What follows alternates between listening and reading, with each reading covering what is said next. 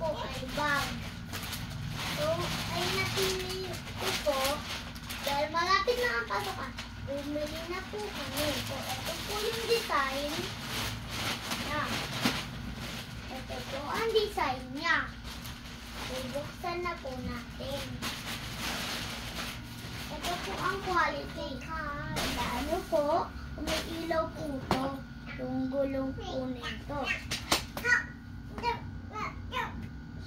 Ano po?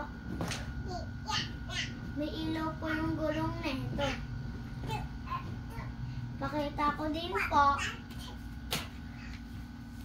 itong laman ng sinigel. Ito po ang laman ng sinigel. Ito po siya. Ito po yung sinigel natin. Ito po, meron po siyang lock. Ito po, kita nyo po, meron po siyang ito. Unlock. Ito po yung laman niya.